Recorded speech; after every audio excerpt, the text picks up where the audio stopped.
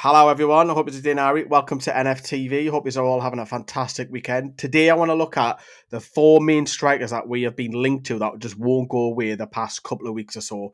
And also, Alexander Sorloth's dad has spoken out about Newcastle. So we'll bring up his direct quotes, what he said.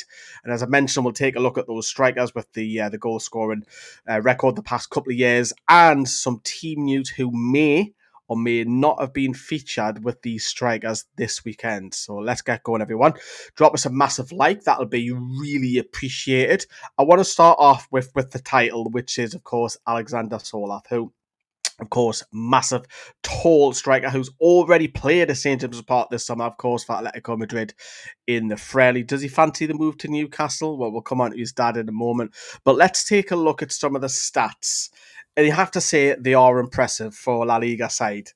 Now, if you look, I've done it in reverse. So last season, he played 53 games, scoring 24 goals. So just under 1 and 2, which is pretty impressive. Considering he's not the most mobile striker, he's a target man. But the season before, again, very impressive. 41 appearances, even better, 26. So over the past 2 seasons, he has scored 50 goals exactly and 94 games. That's better than 1 and 2. Yes, he plays for a high caliber side in La Liga, the third best side in my opinion. He gets a lot more chances than probably would. Yes, we know he failed at Crystal Palace. We know that. But since he's gone and left Crystal Palace, his career has went up. And would he suit Newcastle's style of play? In all honesty, probably not. Because we all know that Eddie Howe likes a mobile striker. Sorloth will need service from left and right with set pieces, you name it. It's not really an Eddie Howe signing, but it's getting to the point, as I've stressed already the last couple of days, is that we're getting desperate because we can't have Anthony Gordon or Willisula leading the line until January. We need to get a striker in pretty quick, and it's almost a case of not that we want to take anybody, but are we going to take someone who's not prolific enough that might have to do a job? Possibly. Or do you look at the loan market? I know obviously Ivan Toney's been linked and fancied. So maybe you can bring Toney in. He obviously has been at Newcastle. Does he want to prove a point? World Cup, yeah. Does he want to get on that England squad? You know, he's banging the goals in for fun in Saudi. Would he fancy move to Newcastle on loan?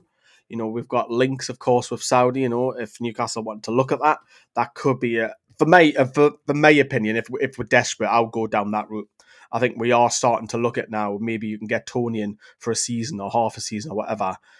That if we are desperate and we are caught in the last couple of days, yeah, you might have to look at the loan market. There might be some other players out there that you can think of, but off the top of my head, Tony would be the one for me because he's proven in the Premier League. But going back to Sorloth, though, obviously he's the one who scores the most goals out of the 4 strikers the past couple of years that we've discussed. But I do want to bring up what his dad said. He used to play football, by his way, his dad. And this is the direct quote to what he said. I can deny most of it. It's a transfer window. And that's how it is all summer and throughout January. I can deny that. It's just wild rumours. There are definitely clubs that have their feelers out and want to strengthen their team. That's not surprising. Alexander Isak won't be a Newcastle player any longer, I see. There are several teams that have injuries and things like that. But Alexander is a Atletico Madrid player, and hopefully he'll start tomorrow. That's tonight, by the way. Or if you're watching this in the evening, they are playing Elche this evening, 7:30 kickoff. And then suddenly there's a less chance. Then I think the rumour will quiet down a bit should he start. So that's interesting that he is squashing that. And I love this, you know. I love it when someone just comes out and says, nah, it's a load of bollocks. Because his dad's literally just come out and said, no, that's a load of bollocks. It's just people with wild rumours. I love that. I applaud that. I wish people would do it more often because it makes the journalists look rather silly. So his dad's come out and said that isn't happening. However, if he doesn't start playing regularly at the start of the season, yes, he's just come back from an injury as well, which his dad did go on to say, then it might be a bit of concern that you might not be first choice and maybe told that you may be allowed to leave. So, but his dad has squashed that one. So I think we should really squash that as well, to be honest with you.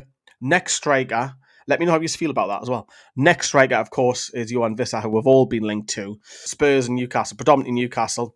Last season was his breakout for me. 20 goals, including, and by the way, these stats are all figures, League and Cup. 39 games, 20 goals. Again, that's just slightly better 1 and 2. And I keep saying this, I bang the drum. Everyone talks about Brian and Buemo. Vissa scored more goals than him. And then the previous season, he scored 12 in 36, which is 1 in 3. So in total, the past couple of years in the Premier League, 75 games, 32. Which is obviously not as prolific as Sorloth, but he can do a job. He's a more, I've said this numerous times, he's a more of a Callum Wilson replacement for me. But you can play left, right, and through the middle. That gives more options. He's mobile, so he fits the bill of an Eddie Howe signing. Yes, he turns 29 in a couple of weeks' time, which goes against, obviously, PSR. We're not really going to get much back if we do sell him on. But I keep banging the drum. We're starting to get desperate in the last week of the transfer window. I think now, maybe a few weeks ago, you can talk about PSR and age and stuff like that. I think because we're hitting the last week now, I think we've got to just forget about that in a minute. Worry about that in 2-3 years' time. I think we've got to get a striker in because I've said it already. If we don't get a striker in, we're going to finish mid-table with all the games that we've got. We're going to finish mid-table if we don't get someone. Because you're taking Isak out the side, who bangs in 23, 24 goals every season in the Premier League. That's a big chunk. That's games that are not being won there. But interestingly, Yoane Wissa is not involved in Brentford. Obviously, I'm recording this as the Premier League games, 3 o'clock games are kicking off. So Keith Andrews has gone out and say why Yoane Wissa is absent from today's squad. It's not right to involve them in the squad. The team is the focus, and I felt that was the right thing to do. Obviously, there is some talk that he's been integrated back into the training again. Obviously, he was training on his own, and he was, it's just, I don't know what's going on. Him and Isak are a disgrace, if you ask me, both of them. But it is what it is, and we are getting desperate. And then elsewhere, strikers who have been linked to Newcastle in recent days. Nicolas Jackson wasn't at all in the Chelsea squad in their thumping 5-1 win against West Ham. Alexander Sorloth, we mentioned, may feature for Atlético the night. And Jorgen Larsen has started for Wolves this afternoon against Bournemouth. So those are So Jackson and Wissa are the two that are not going to be involved. Sorloth will be involved then for Atlético Madrid, whether he starts to come off the bench. I think he'll play anyways. But Jorgen Larsen starts. Obviously, Wolves don't want to sell, and obviously they just made that loan permanent. If they do sell, let's say Wolves sell him, if they sell Larsen, they haven't got anyone else. Yes, they might get a profit if we come in and 40, 50, 60 million, which is ludicrous, by the way, because I wouldn't pay that for him. They're making themselves hugely, hugely vulnerable. And there's some people that have already got them tipped to go down. So if they lose him, it's great business, but can you replace someone who scores 13, 14 goals every year? That's a big ask, you know. That's a real big ask. And we'll come back to his stats in a moment. Let's bring up Nicolas Jackson's stats for you. So again, we're going on the theme, 2 years. So last season, 37 appearances, 13 goals.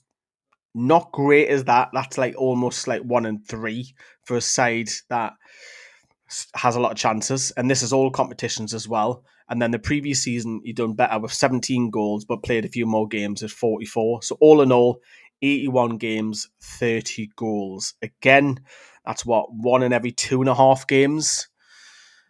Yeah, it's not brilliant, is it? But again, I stress, we're in the last week of the transfer window. Something needs to happen this week for Newcastle United to get a striker in, whether it's, as I touched upon, a loan or a loan to buy, or you try and buy one of these strikers or another striker that Newcastle come in for. I don't know. It's getting a bit desperate. I'm a little bit worried now that we haven't got a striker in. As I touched upon, Jorgen Larsen, last season, 14 goals in all competitions, 38 games. This is Liga and Cup, remember? And then the previous season when he was in La Liga, similar record. 39 games, 13 goals, all in all. The last couple of years in La Liga and Premier League, he has played 77 and scored 27. So again, that's like 1 in every 2.5, similar to Jackson. If it comes out, if out of those 4 that I've mentioned, I would probably want Wissa first because he can fit the profile and play in a couple of positions. Sorloth second, and then Larsen third, Jackson fourth. I don't rate Jackson, and I can just see it happening. I could just see it happening. And hopefully I'm proved wrong as well, by the way. Drop us a like, please do, while we're watching this. We are going to bring up the share screen facility next, so let's do it. Do check out Matt's article on our website at newcastlefanstv.com. He's talked about the first opening week with the women. the men and the under 21. So give that a read, and you can check out all of our stuff on our website, newcastlefanstv.com. Now, let's just quickly have a little look at some of the scores. I'll just refresh this page. So these are live scores. Again, as you can see, half an hour into Bournemouth are winning 1-0 there. And Otara has scored for Brentford. Interesting because that's had a knock-on effect with Wissa possibly even Burnley are players. Sunderland have can confirm that Spurs' impressive win against Man City earlier on today. Not fantastic goalkeeping by James Trafford, who we would look like we were desperate to sign. But those are your latest scorelines, and of course Arsenal play Leeds tonight. So, coming up on the channel then, we have loads of stuff. We've got the whiteboard against Liverpool, so I'll be getting that out. I'll probably put it on this wall behind us. And we've also got, I'm going to jump into the Baltic and have a little look at the Carabao Cup as well, the fantastic event that they've gone on down at the quayside. And of course, we'll build up all on Monday as well. We've got live reaction straight after the game if you want to get your voice heard with Josh. And then I'll be bringing you all the other stuff like a match reaction, the last word, possibly a vlog as well. So lots to come. If you haven't seen NFTV Extra, we're doing an under 21s video on there as well. So go out and check out sister channel. And of course, me and Dave spoke this morning all about Monday. So check a video out with Dave outside the training ground. But thank you very much for watching, everyone. We'll see you very soon here on Newcastle Fans TV.